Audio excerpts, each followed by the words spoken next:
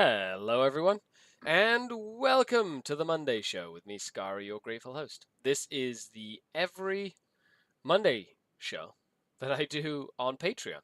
Of course, sometimes I do it on YouTube, like today, but we're essentially going through patron questions. We're going through the most recent Warhammer 40,000 faction focuses for the new edition of Warhammer 40k, and then today we have a special treat. Jeremy from StatCheck 40k, so the StatCheck, like the stats for 40k, have sent me a breakdown of all the stats for all the factions since the release of the last balanced data slate for 9th edition. I'm really excited to share that with everyone because it's going to be awesome. I'm going to check it out and it's going to be great. So other than that, I set up a little bit of a new bit of the studio here. So you can see I've got my Phantom Titan, just hanging out with me today. That's right. And then we've got the nice backdrop, and I've got all my paints and things like that. So I'm really excited to kind of show off some more stuff. But hello, welcome. It is, what is it, Tuesday, something like that, or whatever. Is that not, like, in the proper size here? Hold on one second. This chat's being silly. There we go. Look at that. Much better. Ta-da! Need to make that chat better. Hello, Phil Guy. Hello, Vanek. Bonjour. Hello, Hi Carl Ray. Excited for both night factions. I know, right? It's really cool. Okay, let's dive in. So there were 5 faction focuses. Hello, Greenblood. How are you doing? There were 5 faction focuses that were released since the last time we did this Monday show, and we did a 10 faction dump. 10 different factions, which was a crazy amount of factions all in one go. And I'm very excited to kind of go through all of these today, kind of break them down, look at them, and things like that.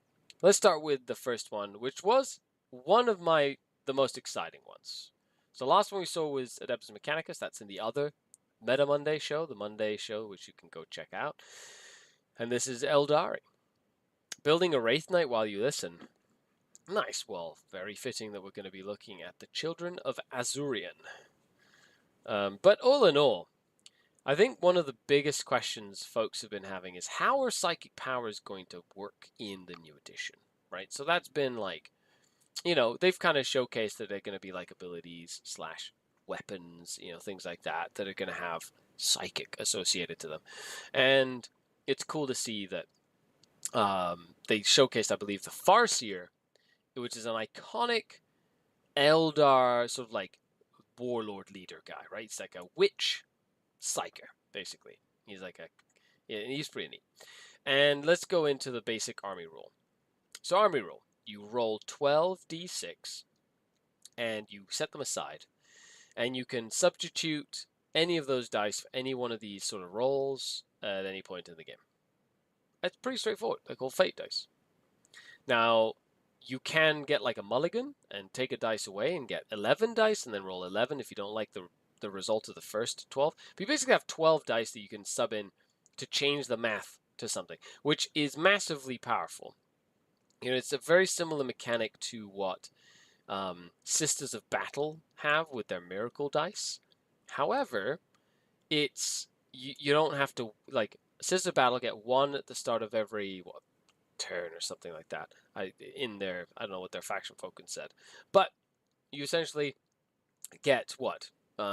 You'd have to wait 3 or 4 turns to get the same amount of dice that you get in like this, right? Which is like, boom, you get 12 of them, right? So even if you did 1 per player turn for the miracle dice, you only get 10. So it's like, this is better than miracle dice in a way, and you have them all accessible right away, which is pretty cool. So all in all, I like it. The detachment rule is you get a 1 reroll hit roll and 1 reroll wound roll, which this, remember, is a faction of less rerolls. So of course we're going to have less rerolls, just 1 at a time. In my opinion, that's really funny because it is really powerful. However, rerolls. It's become a meme at this point. What are you going to do? Are you going to give us more rerolls or are you going to give us more rerolls? Now, the unit focus for this faction was the Farseer, which we talked about. So here you can see Eldritch Storm, Psychic, right? Singing Spear, Psychic, right? Singing Spear in combat, Psychic. Witchblade, Psychic, right? So they're like psychic-y things. They're weapons. The Eldritch Storm is an interesting one. It is like a psychic shooting attack. It's 24 inches, D6 shots.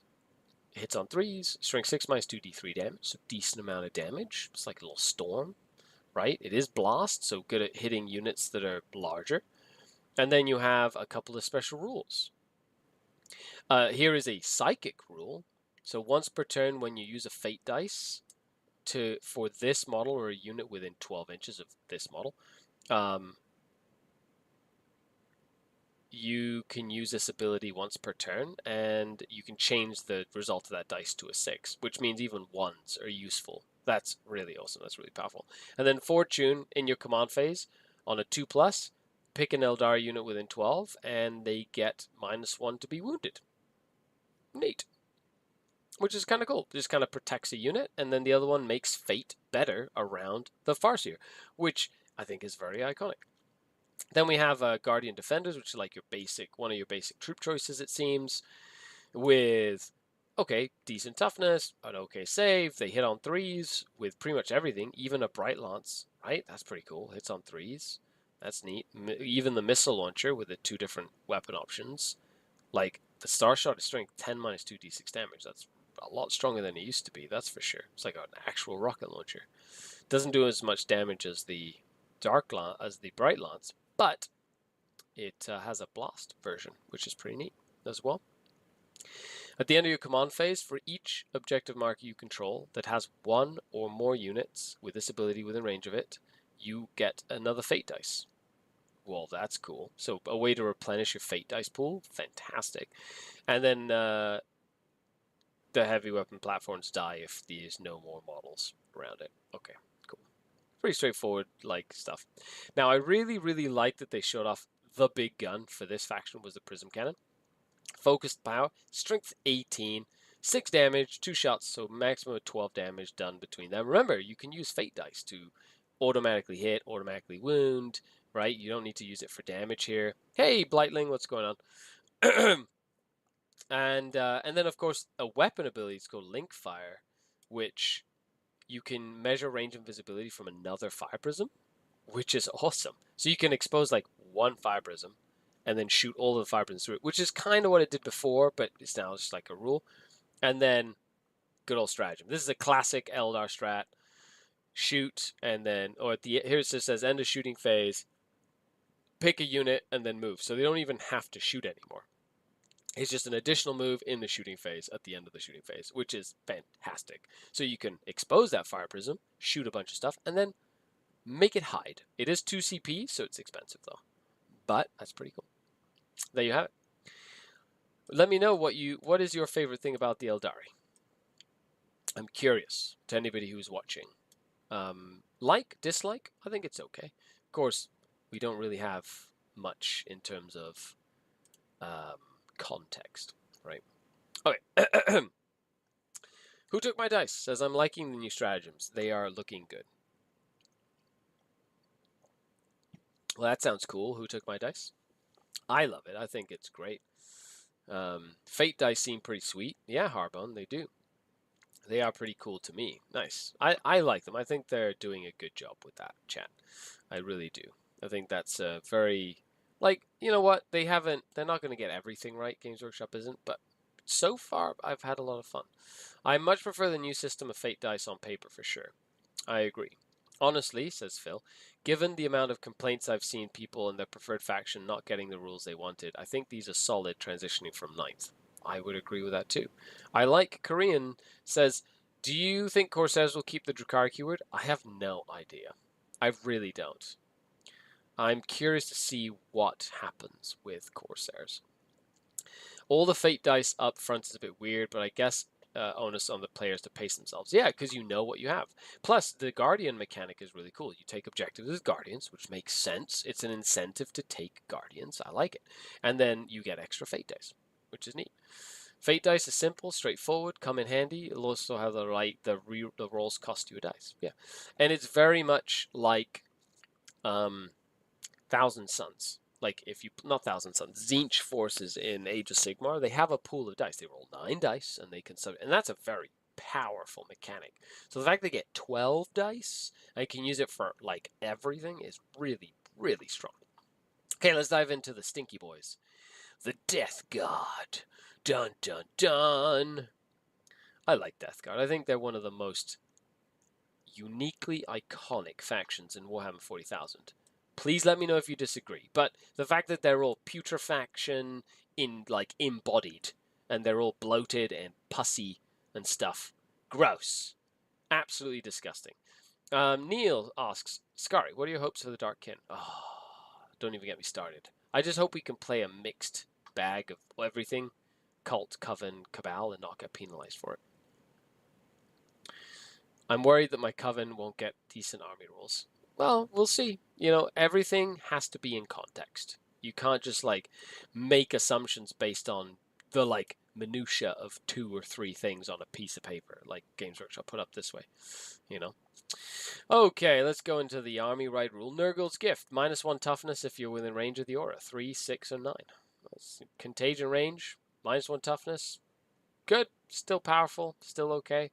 Works for everything. Vehicles, non-vehicles, just everything. Makes your bolters much better, in my opinion. And then the Plague Company, called Spread the Sickness. If you control objective marker, you sticky them. I feel like that's, to be honest, I don't know about you, but let me know if you disagree. I think this is the rule that they've given everyone.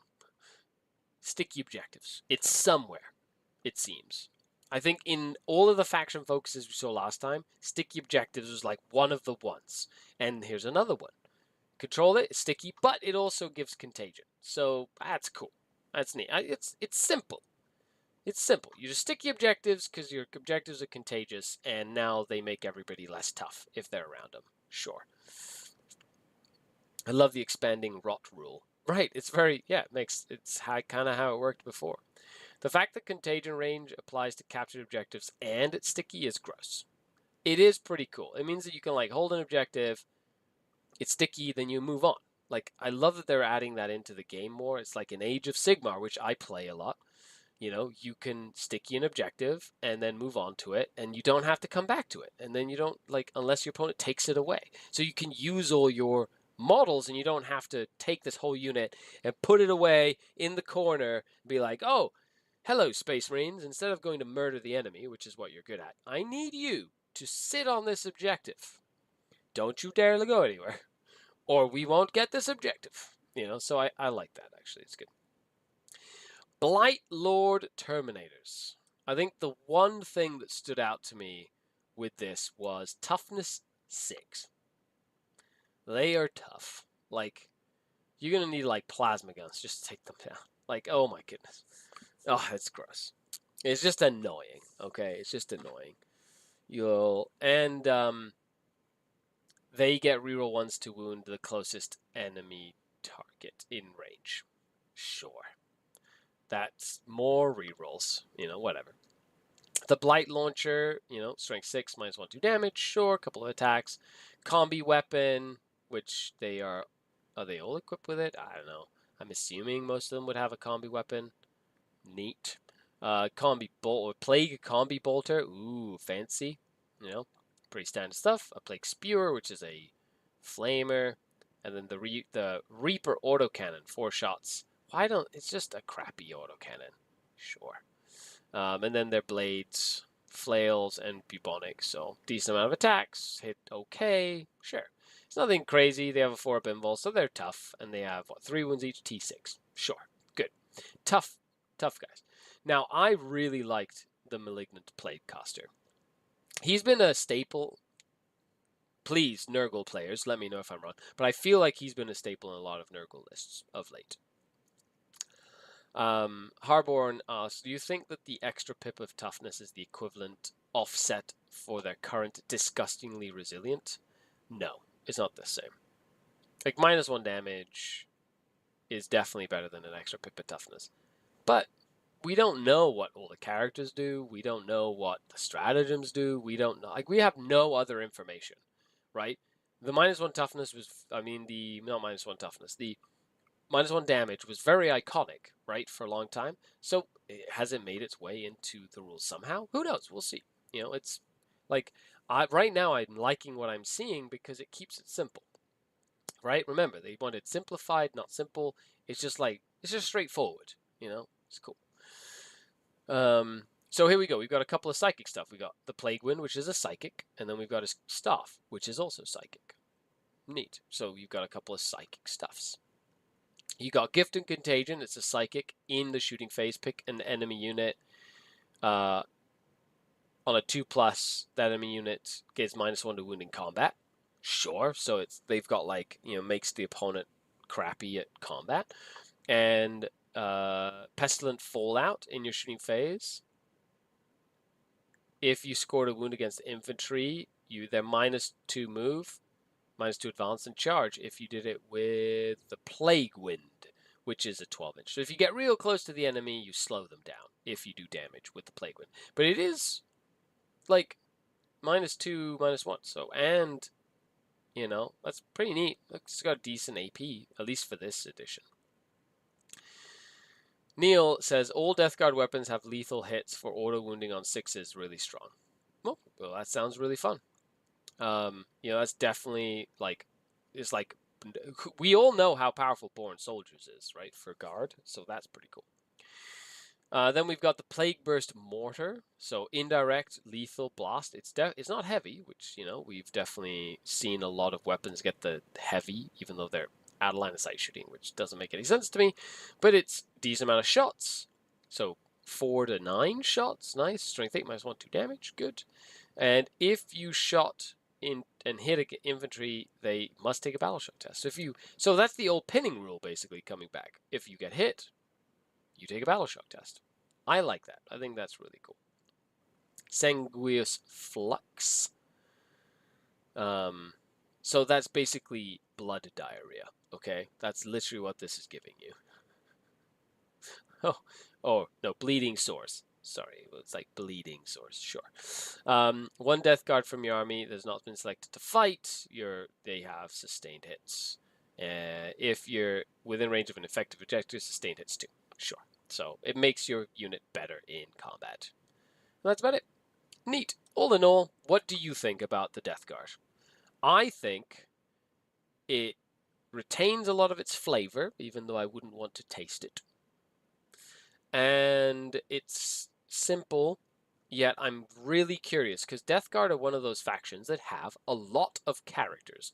And what we've been seeing with characters is characters seem to be getting a lot of cool rules, right? So I'm curious to see what the character rules are for the Death Guard, because I think that will be how you add a lot of flavor to Death Guard, it seems, right? Which would be kind of cool. The lack of -1 is a little alarming with how slow they are. How slow are they? 5 inches isn't terrible. 4 inches for the Temenes. That's slow. But they do have Deep Strike. So maybe they're like, hey, Deep Strike them in. You know, that's how you get them involved, right? Okay, let's move on to the next one. The next one is the Imperial Knights. Now, Imperial Knights are one of those factions, the same with Chaos Knights, that can be very polarizing in a meta, because you either can kill them or you can't, and they tend to overwhelm you if you can't kill them. So we'll see if they sort of like get it on the cusp or the sweet spot to make it work. What I'm finding super funny is that there are people claiming that X army has been ruined by 10th when we don't have a clear picture of what they're actually like. So much info is missing. Agreed. Like, you can't jump to conclusions. I've said this before. If anyone is going to be the voice of reason on the internet, it's the like button, which you should have clicked by now. It's me. I'm the voice of reason. So you have to listen to me. That's right. Okay.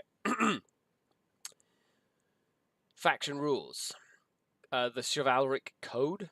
So at the end of so basically before the game starts, essentially you have to pick a deed, and if you do the You pick an oath, and if you do the deed associated with the oath, you get command points as a bonus. Sure. The tears of salty player sustains me. Well, there won't be any salty players here, I tell you. The one thing I do find quite odd so far is at Warhammer Fest, they were expressing just how tough things like Land Raiders are, and then in these reveals they show strength 20 plus weapons. I think it's because we're going to need strength 20 plus weapons to kill Land Raiders, right? You know, we don't know how many points they are, how prevalent they're going to be, like we don't know any of that. So you can either get reroll once to hit and wound for your whole army to shoot or fight, which is very powerful. However, you only get the bonus command points if you kill the enemy warlord. That's a little harder. Or you get +1 move and advance and charge, so make them faster. And your deed is to control your opponent's objective, or one objective in your opponent's deployment zone, depending on what the objectives are doing, which is a little easier in my opinion.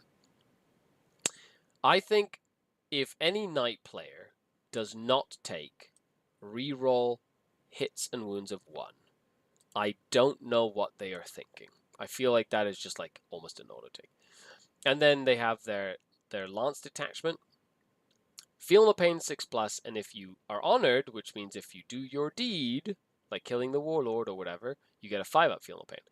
That is cool. There is already a knight household that gets a 6-up feel no pain, so that's nothing new.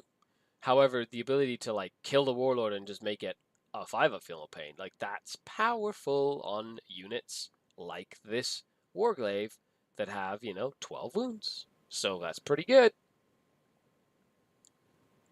That will be the go-to. Love that feel no pain is back. It's back, yeah. I love that universal special rules are back. Like, that's cool to me. When are we getting the Drukhari faction focus, says Radvald. I have no clue.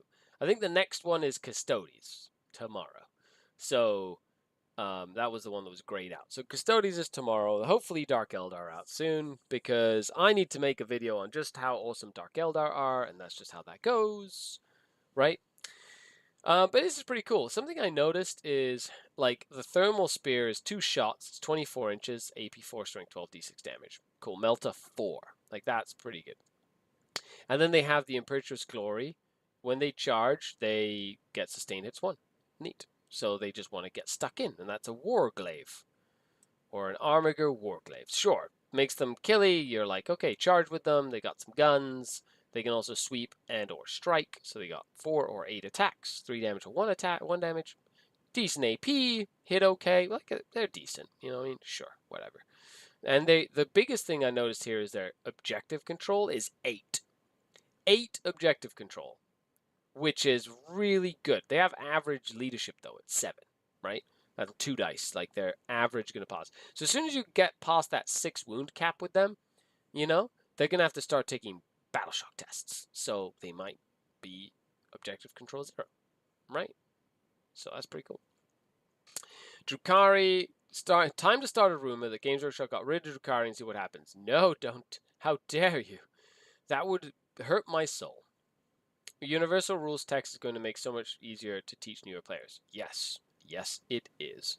Drukhari will be Wednesday or Monday or Thursday next week. It'll be any of those days. They are doing Imperial Chaos, Xenos repeating, so maybe Wednesday. Oh, okay. So there's a system to Games Workshop's madness. I see. Then they showed us a big knight, Canis Rex. So of course the knight that has a dude inside of him. Sure. Cool. It's neat to see all this stuff. It seems like the knight chassis, or this chassis of knights, has 22 wounds, toughness 12, and a 3-up save with a 5-up invul against ranged attacks. Sure. Cool. Sounds fun. Nothing too crazy there. They another big gun. Ooh, whoop-de-doo. Damage 12 with 1 attack. Sure. Strength 24. Yes, we have a gun that will wound a knight or a land raider on 2s and is AP 6. Like, right. 1 shot, though, hits on 2s. So you're going to roll a 1, which you can reroll, right? Because remember, reroll 1s to hit and wound. Huh? Isn't that how that works? It's pretty dangerous, though. However, I will say this is the weapon. The rapid fire battle cannon. This one right here is the gun that I think is the coolest out of everything we've seen so far. Okay, blast rapid fire, D6 plus 3, which means 72 inches. So at half range, right, rapid fire, that's a lot of shots with a 3 damage strength 10 weapon. That is a ton of shooting from one gun. Like nuts, okay? Like I don't know. This gun just looks crazy to me. What do you think? Do you think this gun should be in the game? I think it's cool. It's an iconic, like it's just rapid fire battle cannon. It's crazy. Like it literally terrifies me right now. And then we have a stratagem. So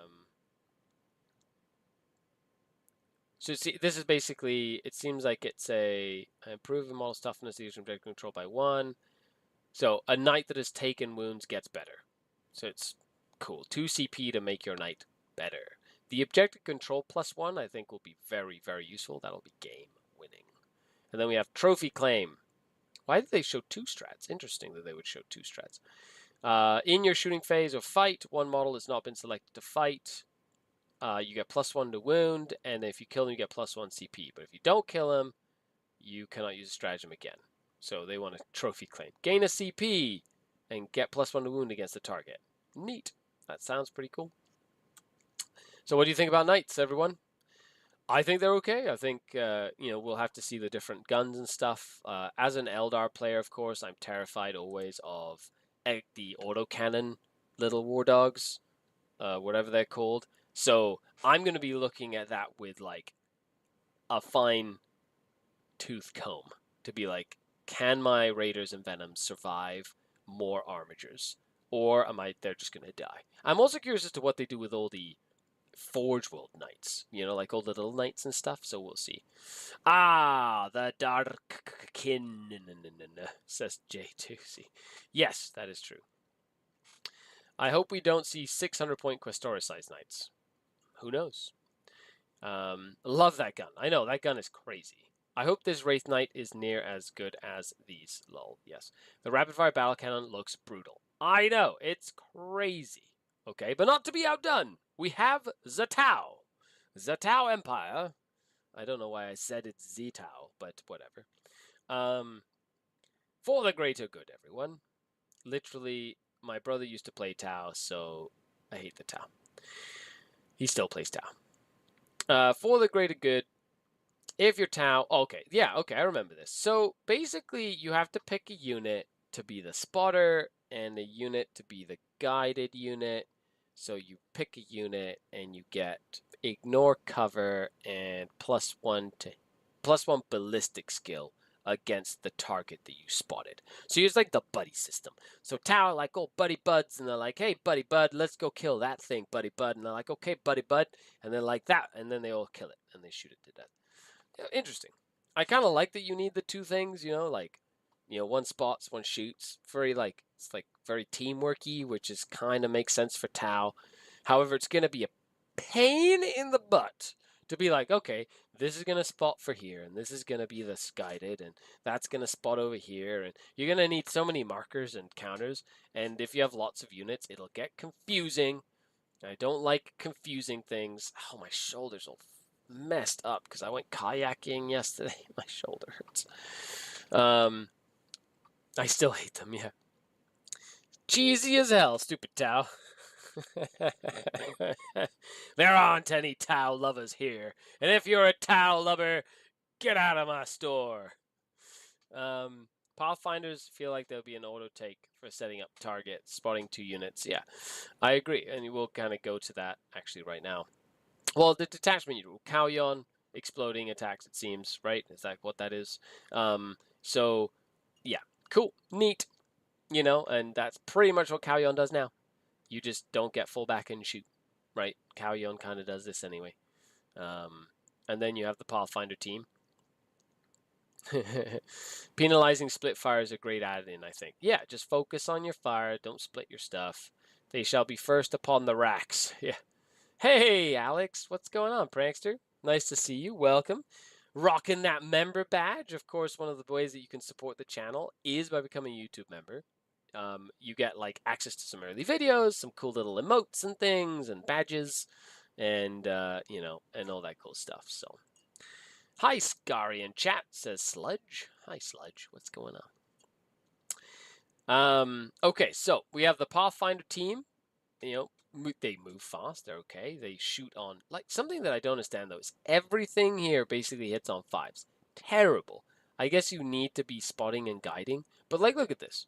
I guess the iron rifle's heavy, but like the burst cannon on the drone is 5. The pulse carbine and the pulse pistol are 4. Sure, the rail rifle is heavy, but it's on 5s. So like, you're not hitting very well unless you like stay still. You know what I mean? I do like their target uploaded, which is cool. So they can be the observer unit, right? And then the drones. They've got like some cool drone abilities and stuff like that. And they did kind of showcase what drones do. They're like a marker now instead of like a full-on thing. And shield drone just gives +1 wound to the bearer. Sure, like it seems like simple. And from a gaming perspective, that someone who did play into the millions of drones, I'm happy to see drones not be like annoying. Like it seems like they just give you a rule, awesome, move on, right? Stay still and targeting spotted unit would make the hit on 3s, no? Yes, it would. Because a spotted unit, right, you get +1 ballistic skill, which then adds on to something like a heavy. Yes, so that would be a thing that would work. So it just means that you don't just shoot automatically. You need to stack all the buffs to make yourself shoot well, right? Which is cool. It means you have to work for it, because just having a good shooting army can feel a little like lopsided. I don't know about you, but like when an army does one thing and it does it very well, it can be very disheartening when you just sit there picking up your models. Seriade says almost all current heavy weapons now hit on 1 worse than the same with Chaos Space Marines. Yeah, makes sense. It's like you get a bonus for staying still. Like they're encouraging you to stay still in a different way. That -2 charge roll is some rubbish. Is that the grav inhibitor drone? Where's that? Where is that one up here? Is that in these weapons here? The grav inhibitor drone, -2 to charge rolls? Yeah. Ah, come on. The corn player in chat doesn't like a -2 to charge? Oh, cry me a river, Mark. Cry me a river, bro. I'm gonna laugh because your pain feeds me. As a true Dark Eldar player, your pain feeds me. And if you haven't clicked the like button, please do. Please do. I'm a shill for likes, okay? A shill. Also share this video. Also become a patron. Shameless plugs. Also, I own a Titan. Check it. Oh, look at him. He's so cool. He's sitting right beside me. I have too much fun. This is so fun. Oh, you wait. See the stratagem. Okay, let's take a look at this. Well, first of all, we need big gun that terrifies everyone. Sure. Railgun. The big daddy of big guns. Look at you. D6 + 6 damage. Up to 12 potential damage. Sure. Why not? Yeah, the Titan's cool. It's a Phantom Titan from Forge World. He is really cool. The Pulse Blast Cannon seems terrifying. 2 strength 24, 12 damage shots. Like, what? Like, we saw Knights had, 22 wounds? So, like, both of these go through. It just kills the Knight, right? Like, even through Feel No Pains. Like, on average. Maybe lives with 1 wound. That is, like, some hefty firepower. That is crazy. And it could hit on 2s, I guess, if it's shooting on a spotted target. So, +1 ballistic to 3+ heavies, hitting on 2s. Okay? That is nuts. Gross. Okay, and then we have combat embarkation. So in your opponent's charge phase, after units has declared a charge, pick an infantry unit and a transport, and that unit can embark in the transport. So they can get away from your charges. They can hide and be like, whoa, we don't want to be here. Pathfinders don't want to get charged. Get into the devilfish. Run away. This is this is iconic. I like that. I like this style of stuff. It's very reactive. You know, it's annoying. It's like Harlequins almost. That's cool. Grumble, grumble, grumble. Dispersed is way scarier. Okay, let's take a look at the dispersed real quick. So it's 6 shots that could hit onto you. Strength 10 minus 2, 4 damage. So you're looking at 6 times 4. Still 24 damage. So the total amount of damage is still the same. But you have like more shots. So you're more likely to do damage. And it's longer ranged. Like twice the range. So, okay, fair enough. You're probably going to see the dispersed being used way more, right? Yeah, okay. Only on sustained hits. What are you talking about? I don't even know what you're talking about there. Yeah, okay, let me know. What do you think about the Tau? Do you think it's good? Do you think it's not good? Do you think it's bad? I don't like Tau, so I'm going to say Tau is bad. Tau is bad for the game. Tau shouldn't be a thing. And all Tau should be purged from existence. That's right, I said it. I'm joking. I think the more factions we have, the better. You're forgetting sustained hits, though. Right, I guess with the, what is it, with the Kauyon or whatever? Yeah, but starting on turn 3 and whatnot. Yeah, absolutely. Guess what? Tau kill things in shooting. You know, terrifying. Absolutely terrifying, in my opinion. Yeah, so. Well, we'll see what happens with that. Apparently, I'm stuttering. You're typing way too much stuff, Mark, which is great. You sound like a real Imperial member, says Harborn. I play Black Templars. My brother and I played Black Templars versus Tau for years. And it was literally the only thing we played. Black Templar versus Tau over and over and over and over again. So I have a deep-seated hatred for Tau building in my bones. Okay, let's take a look at Knights. This is the last faction focus. Then we'll go over patron questions and chat questions real quick. And then we're going to go over to stat check sent over. Thank you, Jeremy, who's Curie on the patron. He sent me the official stat check stats for the 9th edition meta, so end of the meta stuff, from the data slate, the last data slate to this day. So we'll see what the meta looks like. It'll give us a picture of what 9th edition is towards the end of 9th as we move into the new edition. So, Harbingers of Dread. So battle round 1 onwards. So battle shock leadership test within 12 inches of -1, and from round 3 onwards, if you attack a battle shocked unit +1 to wound, and if a battle shock unit's attacking you, -1 to hit. Sure, that's battle 3 onwards. That's neat. And then this, I love this rule. This rule is powerful. Battle shock step of your opponent's combat phase. If an enemy unit is below starting strength, lost a single model, lost a single wound, right? That sort of thing. Within 12 inches of a Chaos Knight army, they must take a battle shock test. Remember, they're -1 leadership to this. Amazing. Amazing, right?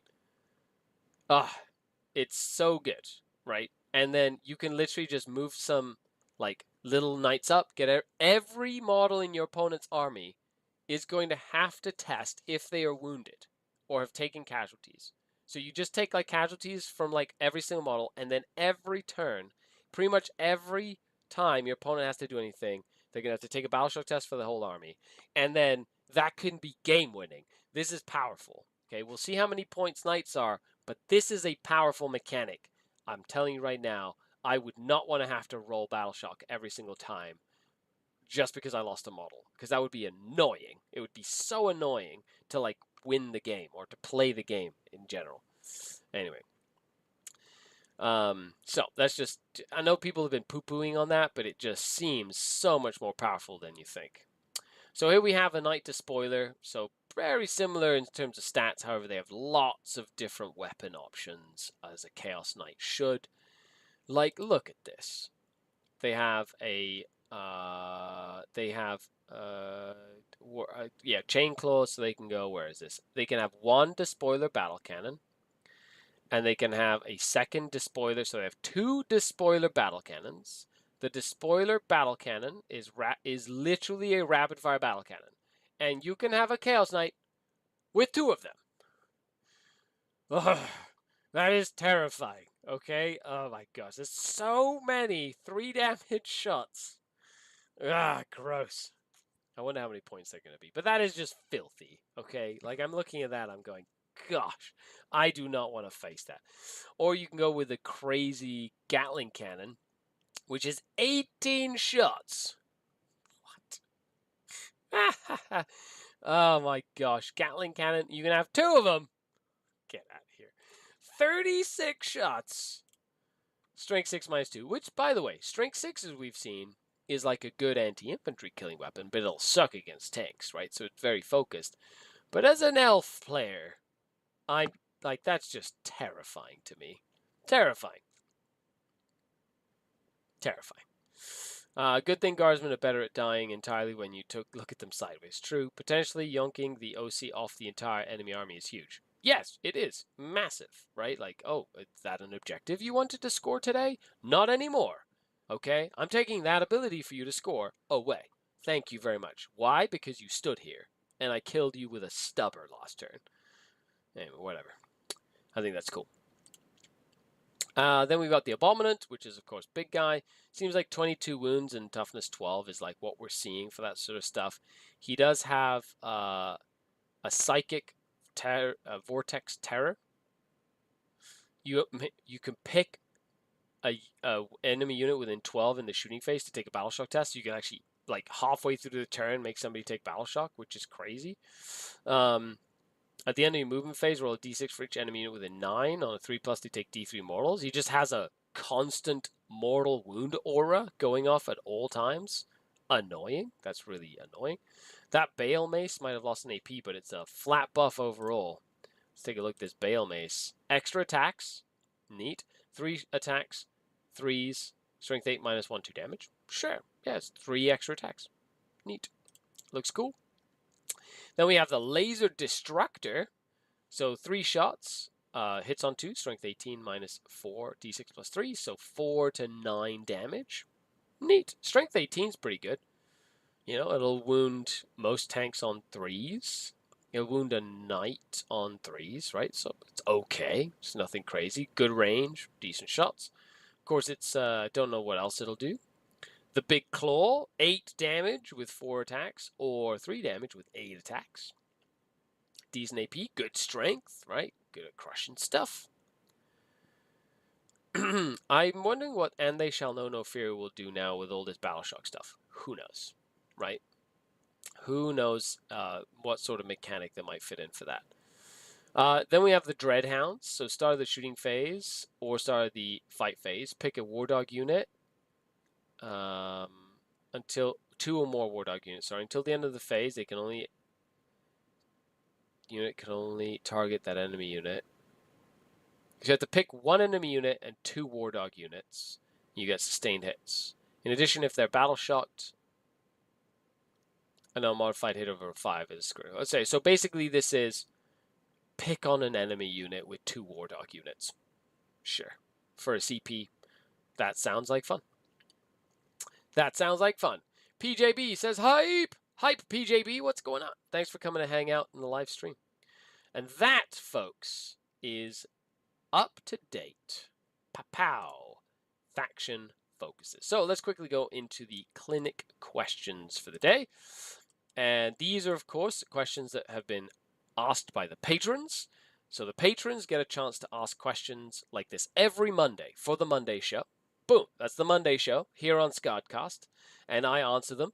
Usually this show is a bonus show, a bonus video for patrons as a thank you for supporting what I do and helping me create content as my full-time job. So huge shout out to the patrons, without whom none of this would be possible. Now, if you want to be a patron, check the link in the description. Check it out. Support what I do. I really appreciate it. It goes a humongous way, anywhere from $3 a month to $100 a month and anything in between. So thank you so much to all of you folks. I cannot do what I do without you, and my soul is full with how awesome the Denizen community is. So thank you very much. So let's dive into some questions. Phil asks, given how Games Workshop has tried to make transports more appealing in their marine previews for 10th, what do you think is in store for Raiders and Venoms? Interesting. So I'm not sure what they would do for Raiders and Venoms, but in transports in general, I think the thing that stands out the most is that you can get out of a transport after it moves, right? And that's something that they've kind of shown off. I think that alone makes transports awesome.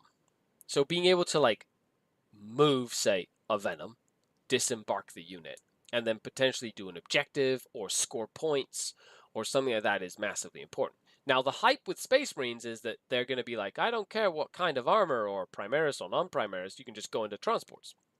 Which means that it made a lot of the older transports more relevant for a lot of the newer, cooler units, like, like Centurions and, no, not Centurions, but like Aggressors and Hellblasters and all this stuff. You can think of using other transports now.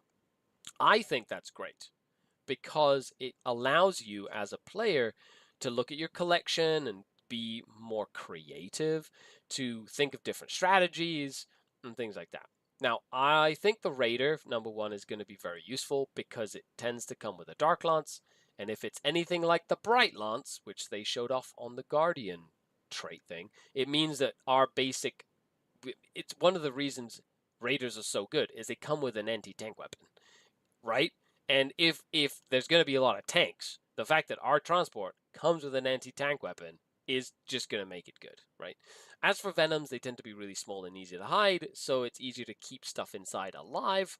So if you take Venoms, it'll be to like keep your units, your MSU Drukhari units alive, which is what I think they'll be used for in most cases, in my opinion, as well.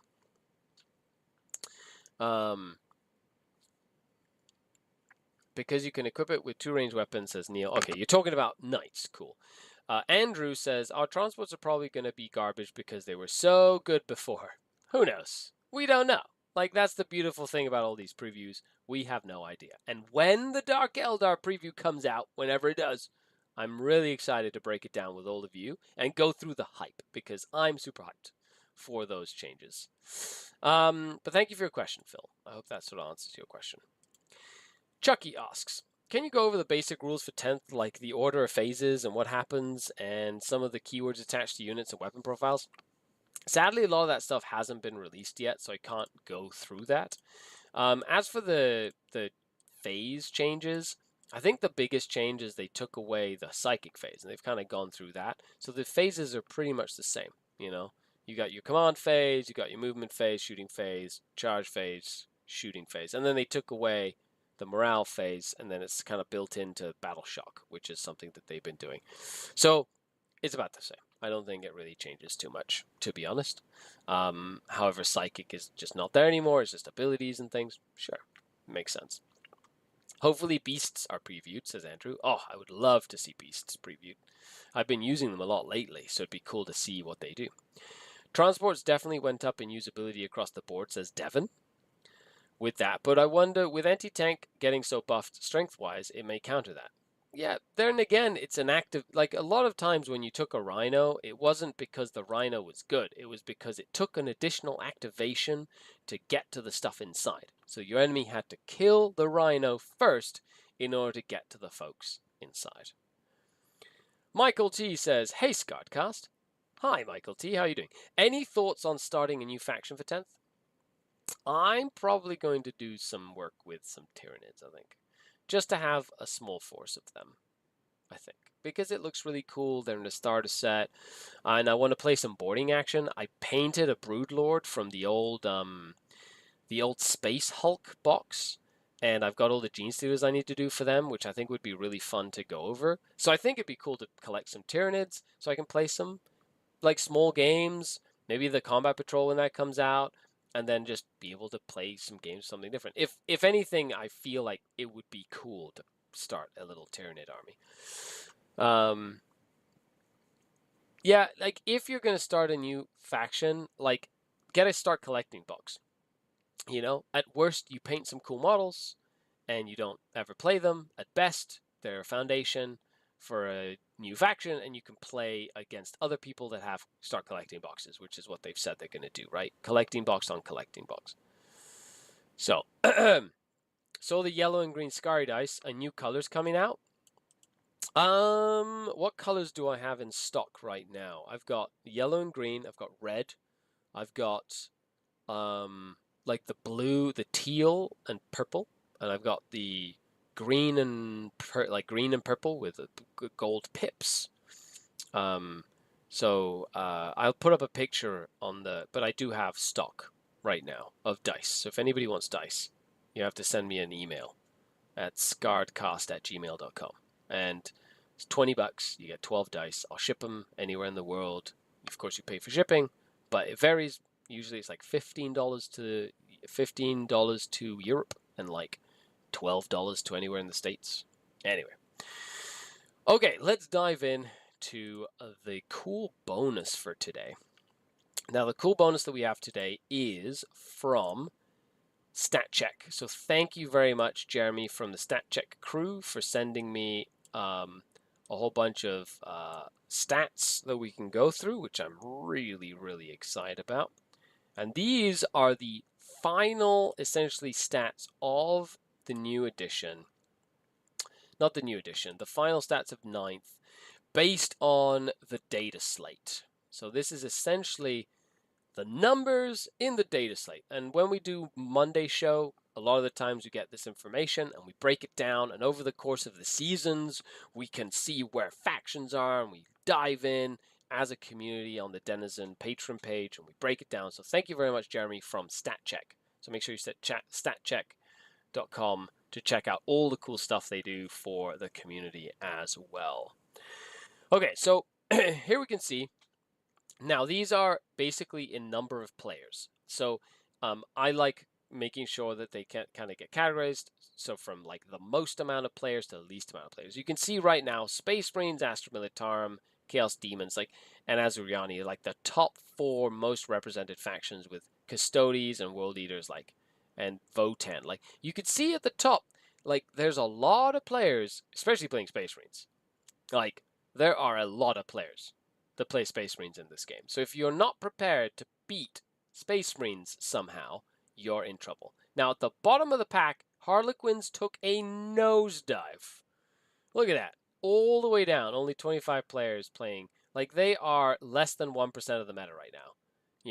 Which is a shame. Their win rate's okay, 50% win rate, but they went out of vogue quickly. So that's something I like to see always. Necrons in the middle of the pack, Imperial Knights and Chaos Knights, middle of the pack. Drukhari now towards the bottom with only about 2% of the meta is Drukhari, right? We definitely aren't where we used to be. That 5++ change was brutal. I agree. It was definitely something that a lot of Harlequin players did not enjoy. But then Astra Militarum, look at that. They're all the way up there. Lots of Astra Militarum players, but still, like, less than half of the amount of Space Marines we see. So what that would tell me as a player that plays Drukhari is, yes, we're going to play something else, but more often than not, I'm going to run into Space Marines, which means I need to build stuff into my list to play Space Marines. So that's how I would use this data. I'd go, I need to learn how to play Space Marines, or I need to put stuff in my army that helps me play Space Marines. So let's take some quick, let's take a quick win rate here. So 49% for Space Marines, cool. 52 for Astra, 57 for Chaos Demons, they're doing really well. 53 for Azuriani. Custodes are at over 50, 54 for World Eaters, 52 for Leagues of Votan. Tau's at under 50. Orcs are actually doing very well at 52%. Like, their win rate is fantastic.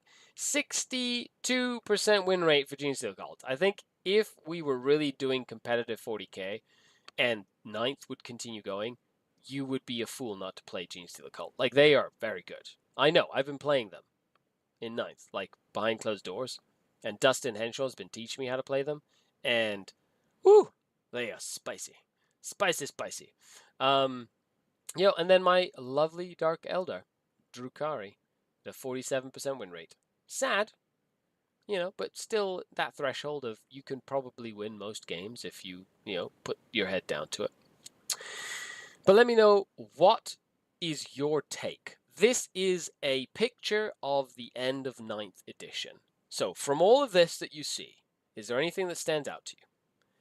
Number 2, what do you think? I want to know what your opinion is on the end of 9th edition as we move in to a new brand new edition, 10th edition, new 40k, and we're getting more and more information on that every single day. I'm really excited to break down all the awesome content on Monday shows, on my list crunch bonus video on Fridays, on all the battle reports that we'll be doing here on the channel, all the faction focuses and breakdowns that we're going to be doing. So make bye-bye bloat, says Alex. That's a great opinion. Do you feel like the game is going to get less bloated? I think the game is going to get less bloated, and I'm very excited about it. Very, very excited about it. Harbone says this is guard players enjoying their 5 months worth of new codex. I know, poor guard players. You put an F in chat for all the guard players and World Eater players that got to play with their codex for a grand total of 2 seconds, and then move on. I feel bad for you, really. Like, it's not really fair. You should get a refund from Games Workshop. They should give you the rules for free for the next edition. Wait, I think they are doing that for everyone. So I guess fair is fair. Well, folks, thanks a lot for hanging out with me today. I'm Skari. I do these videos on and off. If you'd like to support the channel, the link is down in the description below, which is the Patreon page. If not, if you just watched up to here and you don't care about Patreon and you don't want to support what I do, no problem. Like, share, subscribe, share the video. Show people that we do this stuff. Thank you for all you do, Mark. Thank you for hanging out with me, for being in chat, for being lively, for asking questions, for being an amazing community of positive, like-minded gamers and hobbyists. You are all awesome. Don't forget that, because I love all of you because you're fantastic. After all, I've been Skari, your grateful host. Signing off until next time. Skari out. The Dark Kin. Bye, everybody.